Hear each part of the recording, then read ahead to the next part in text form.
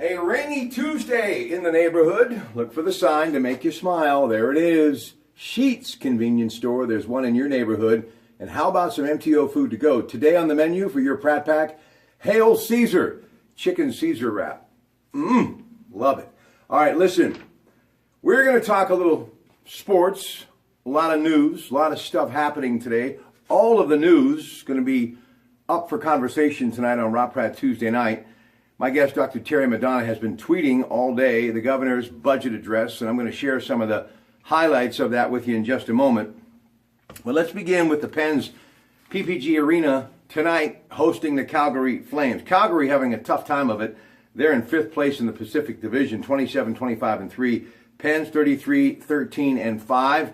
And Sidney Crosby, in his 753rd game as a hockey player with 3 points, will achieve 1,000 career points. That will be the 12th fastest ever in the NHL. So good luck to Sidney tonight, and always a great night at the PPG Paints Arena. Go early, enjoy some of the great restaurants in downtown Pittsburgh. That is an amazing city, and I do love it so. Now, basketball. There's a Bryce Jordan Center game tonight for Penn State. It has number 21 Maryland taking an 8-0 road record to Happy Valley.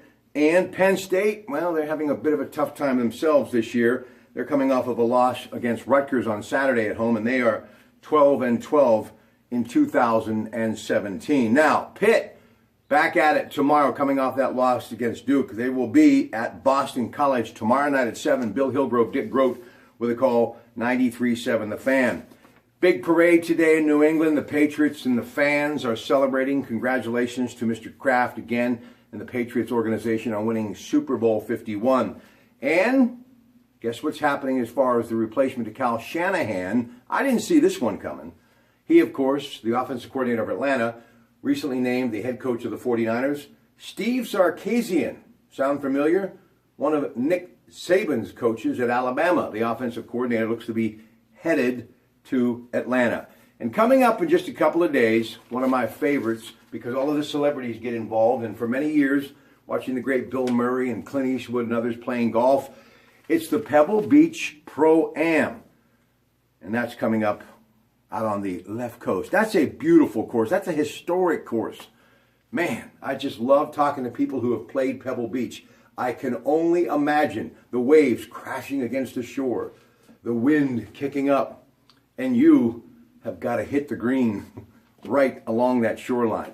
Man, that is beautiful to watch. Looking forward to the coverage there. That's just a couple of days away. So there you have it. Some things happening in sports. Now, back to Dr. Terry Madonna, and these are all of his tweets right here. I have them on that paper. Can you see them? All right, anyway.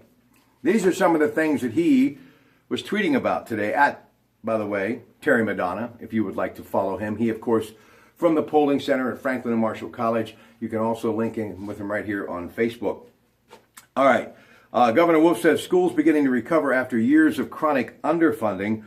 Also, Governor Wolf wants the paltry rainy day fund increased to $500 million over 5 years. The governor wants a $100 million basic education increase to give $8.9 million more to 14 state system universities. Also, today at his budget address, Governor Wolf says he wants to hike the state minimum wage from $7.25 per hour to $12, indexed to inflation. And Governor wants to contain more than $2 billion in cuts and savings proposals to deal with chronic shortfalls. And one more, Governor Wolf wants large state government reorganization and efficiencies moving forward. Also, President Donald Trump's administration saying that 78 terrorist attacks took place and went unreported. Everyone in the media has something to say about it, including Anderson Cooper from CNN. He said that's not the case.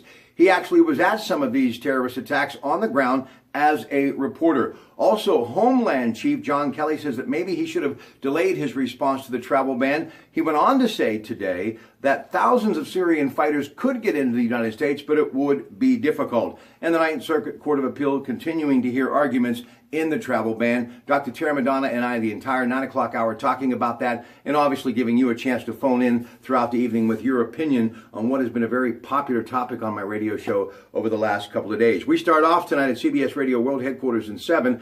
After Joe DeStio with news from the award-winning KDK Radio Newsroom. And throughout the night, don't forget CBS Radio News with 30 million listeners a week. And we'll have the AccuWeather, too, to see how long the rain is going to last. But I do understand, according to AccuWeather, it's going to get cold on Thursday. So all sorts of stuff happening tonight on the program. And in the 7 o'clock hour, yesterday on their Facebook page, Zachariah Brown, PittsburghElderLaw.com, Law for the Elderly, you know, Christine Brown Murphy, Carl Zachariah, Colleen Brakovich, Justin Ellison Benner. So we're talking about very appropriate. Valentine's Day is fast approaching, and that's when we all have love for family members and significant others, right?